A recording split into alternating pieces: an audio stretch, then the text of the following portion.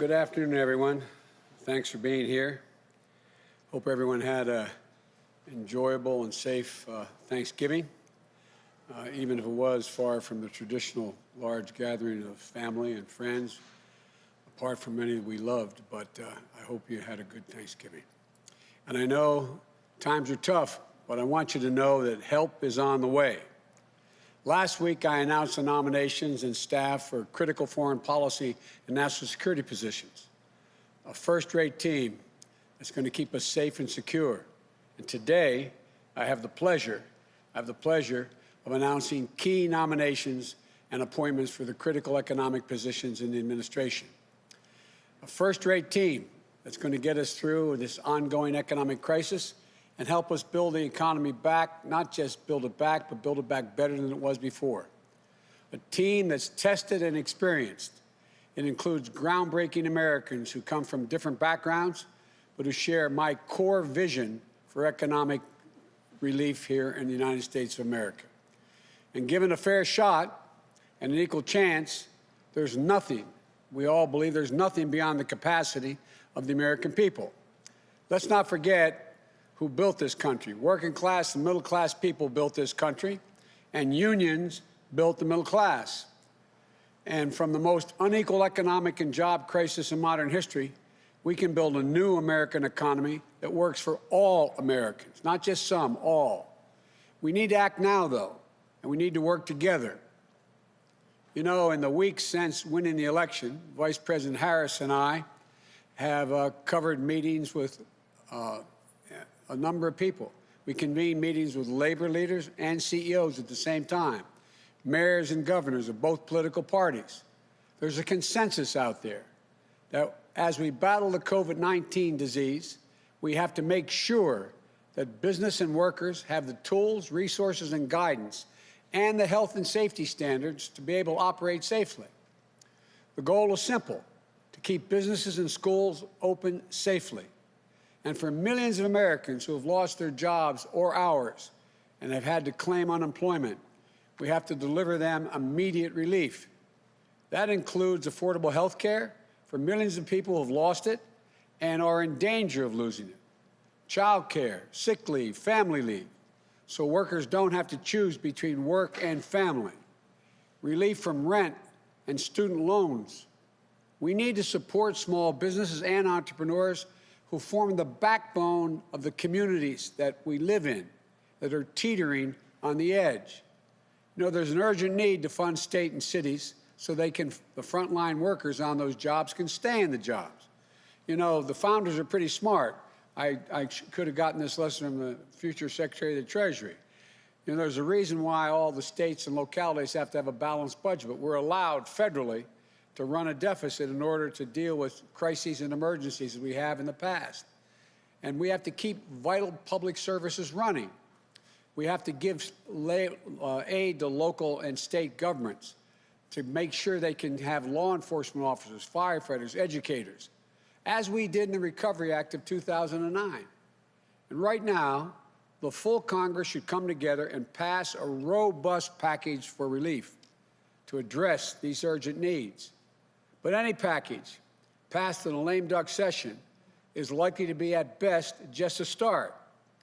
My transition team is already working on what I'll put forward in the next Congress to address the multiple crises we're facing, especially our economic and COVID crises.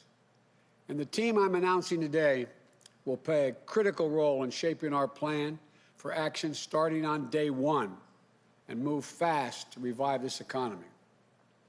They're going to help me, help the country lay out my Build Back Better plan, a plan that an independent analysis from Moody's, a well-respected Wall Street firm, projected would create 18.6 million jobs.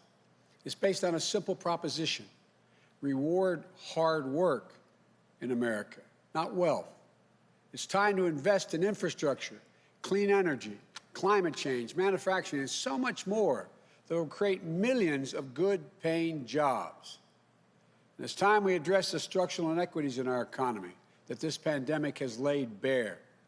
Economists call this current economy and recovery K-shaped.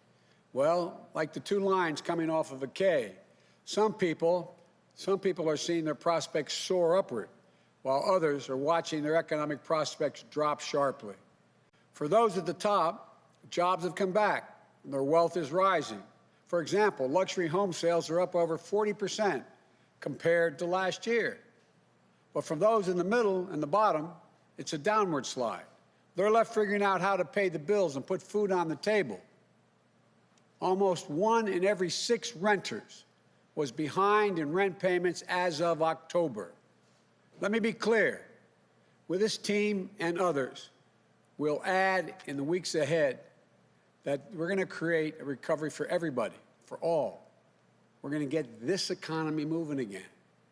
We're going to create jobs, raise incomes, reduce drug prices, advance racial equity across the economy, and restore the backbone of this country, the middle class. Our message to everybody struggling right now is this: help is on the way. My dad, you've heard me say this before, when he lost his job in Scranton when I was a kid, and we eventually moved the family not far from here, Claymont, Delaware, just in the outskirts of Wilmington.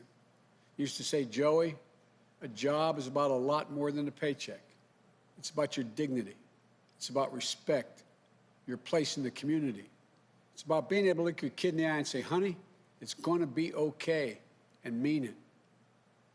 He also used to say, Joey, I don't expect the government to solve my problems, but I do expect them to understand my problems. This team understands. For Secretary of Treasury, I am really pleased to be able to nominate Janet Yellen. No one is better prepared to deal with these crises. I wish it weren't as much of a crisis, future Secretary. But she'll be the first Treasury Secretary who is also Chair of the Federal Reserve, Vice Chair of the Federal Reserve, and Chair of the President's Council of Economic Advisors. Janet is one of the most important economic thinkers of our time. She has spent her career focused on employment and the dignity of work, which is really important to me and to all of us. She understands what it means to people and their communities when they have good, decent jobs. Respect across, being looked at by their neighbors and being respected, it matters a lot to them. And respected across party lines and around the world by Main Street and Wall Street. An educator, a mentor, above all, the daughter of a working class from a working class Brooklyn neighborhood who never forgot where she came from. Her husband, George, is pretty good, too. He's won a Nobel Prize, but he's the one that married up. Jan will be the first woman to hold this office. We might have to ask Lin-Manuel Miranda, who wrote the musical about the first Secretary of Treasury, Hamilton, to write another musical about the first woman Secretary of the Treasury, Yellen. So that's what I'm working on right now, Janet. For Director of Office of Managing the Budget, I nominate Neera Tanden. You know, I've known Neera a long time, a brilliant policy mind with critical practical experience across government. She was raised by a single mom on food stamps, an immigrant from India who struggled, worked hard, and did everything she could for her daughter to live out the American dream. And Neera did just that. She understands the struggles that millions of Americans are facing, and she'll be the first woman of color from South Asia, and I think that to lead OMB. We also have another one of those women as Vice President of the United States of America. And so look, all being very serious, she'll be in charge of laying out the budget that will help us control the virus and deal with the economic crisis and build back better. But above all, she believes what I believe. A budget should reflect our values. Again, quoting my dad, for real, my dad's people would say, Joe, let me tell you what I value. And he'd look at them as a high school educated guy, very well read. And he'd look at me and say, don't tell me what you value, show me your budget, I'll tell you what you value. That's what you're going to do for us. As Deputy Secretary of Treasury, I nominate Wally Adierno. Wally is, you know, Wally, I don't know. I tell you what, Senator Warren really likes you. She highly recommended you, but I wasn't sure she worried I stole you as well. But thank you for being willing to do this, Wally. A skilled leader and thinker on issues ranging from macroeconomics to consumer protection and from national security to international affairs. I've worked with Wally during the Great Recession. That was my excuse to the senators, saying that's why I wanted to steal you. And I saw him tackle one big job after another.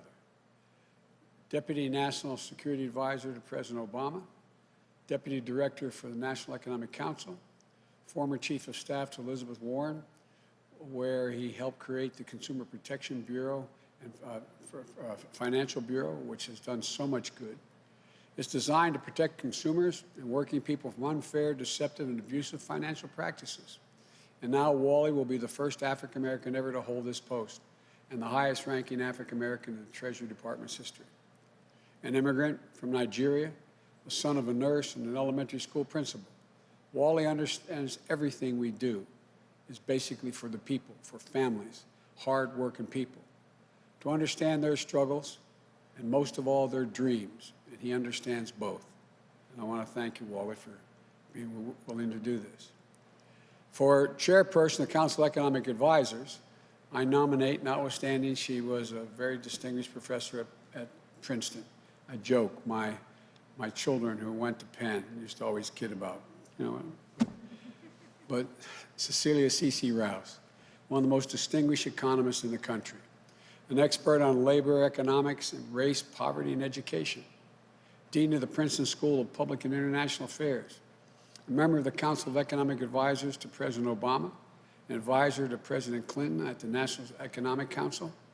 More than that, she's a proud daughter whose mom, a school psychologist, encouraged her to pursue economics. And her dad, one of the country's first African-American astrophysicists who dared her to dream. She's done both. If confirmed, Cece will be the fourth woman to lead the Council of Economic Advisors and the first African-American ever to hold that post. And as CEA chair, she'll serve as a member of my cabinet as well. As a member of the Council of Economic Advisors, we also appoint Jared Bernstein, an old friend who's been with me a long time, a brilliant thinker, a quick wit, with a heart as big as his head, and a heart he got from his mom, an educator who raised him correctly. A social worker turned economist, Jared is one of my closest economic advisors and friend. He served as my chief economist during the vice presidency. He was there in that foxhole during the Great Recession, with the economy on the brink and our country on our back. I couldn't think of anyone else who I'd want to be at my side to face the challenges ahead. Jared will be one of the leading voices of my administration on economic policy. I can always count on him to deliver straight from the shoulder, as his hero FDR used to say, straight from the shoulder. The one thing I can assure you is working people will always have a voice with Jared in this council. As a member of the Council of Economic Advisors, I appoint Heather Bousset. Heather, thank you for all the help you had in the transition team and getting me here. She's one of the foremost economists working to make sure we build an economy that works for all Americans. The daughter of a union family, it's no wonder she believes so deeply in the idea that leave no one out, leave no one behind in this economy.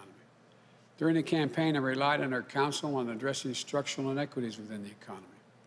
And I'll do so again as president because that's one of the central issues of our time. To this team, thank you for accepting the call to serve again. To your families and to your, thank them for their sacrifices because it's real sacrifice. We could not do this without you. And to the American people, this team will always be there for you and your families. This is family-oriented team. We got to make sure ordinary people get a chance to do well because they've never, when given a chance, they've never, ever, ever, ever let the country down. 11 years ago, President Obama and I entered office during the Great Recession and implemented the Recovery Act that saved us from a Great Depression. I didn't see the map of America at the time, nor did he, in terms of blue states and red states. We only saw the United States of America. We worked with everyone, for everyone, and we recovered and rebuilt together as one nation. Vice President Harris and I will do that all over again with an outstanding team. They're ready on day one. And to the United States Senate, I hope these outstanding nominees will receive a prompt hearing and that we will be able to work across the aisle in good faith and move forward as one country. So let's begin the work to heal, to unite, to rebuild an economy for all Americans. They deserve and expect nothing less. Thank you. May God bless you, and may God protect our troops. I now turn this over to the new team, starting with our next Secretary of Treasury, Janet Yellen. Again, Janet, thanks for accepting.